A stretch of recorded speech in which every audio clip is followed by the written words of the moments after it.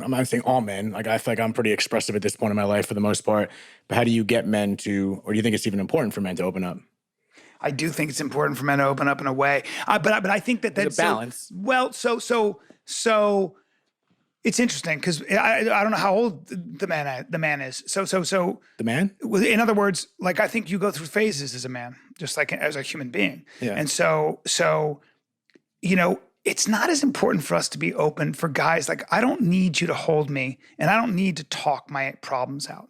Actually, don't need that. What I really want is to be, if I know I'm building something and I'm getting really good at something and I'm getting really, especially if I know at the end of the tunnel, I'm going to be significant. I'm going to be important. I'm going to be one of the best at what I chose to do.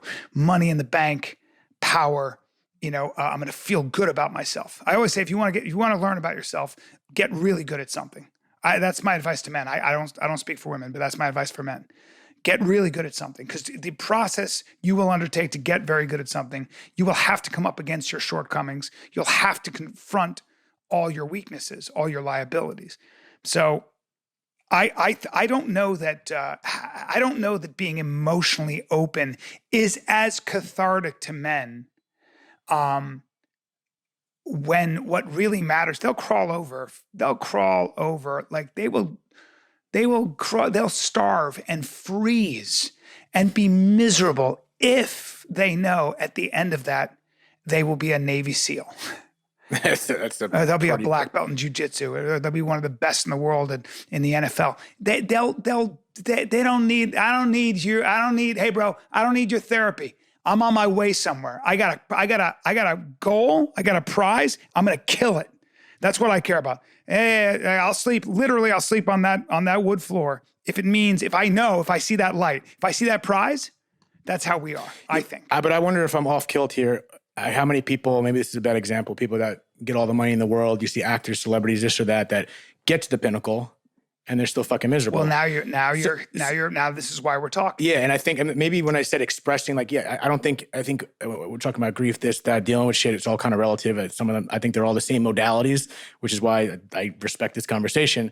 But when you're going through something and you don't go back to what we were saying, be honest with yourself. So maybe it's not necessarily having to talk about it and tell the world on Dead Talks, but I think a lot of that is diversion by focusing on a task and doing it, which is still expressive and good. You're going to learn things throughout it, but are you just kicking the real issue at the side? Probably. There's plenty of that. You get to your goal, you climb to the top of the wall, and it's the wrong wall. You don't like the view, whatever those expressions are. We see this all the time. I know very, very accomplished people that have no peace of mind.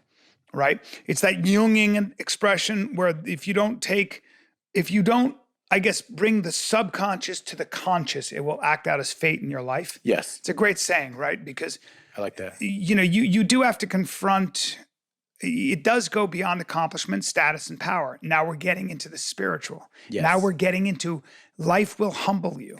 And if it humbles you, you are blessed. And Mr. Rogan, if you're listening now, this is what we wanted to hear on this podcast. I think so. I think that this is where these expressions like walking with God, right? Like I walk for a higher truth than what man makes. See, I loved what Jordan Peterson said, and I didn't get this from him, but this is something that I heard when I was a young man, and it really drove me because I read Man's Search for Meaning and all those books. But Jordan Peterson's so great at articulating these things, and he said, "Is there anything more real than pain?" And pain that's pretty real, right? Like you lose your dad in 9/11, you feel that, man. That's pain. That's real. That's about as real as it gets. Your innocence is shattered, your happiness, all that stuff. But what is more real? And he said, well, there is something more real.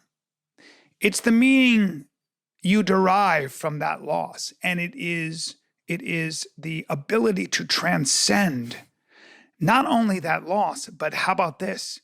Be thankful for it. Look at it like it's a gift. Stephen Colbert lost, I think, 2 brothers and his dad in a plane crash. And Anderson Cooper, you can see this interview. He looks like he's about to cry. I think he is crying. And he said, "You said God's punishments are gifts. Do you really believe that?" And Colbert said, Yes, I do. But you wouldn't understand that if you hadn't gone through it. You just wouldn't, man. And you sure as hell don't understand it while you're going through it, you know?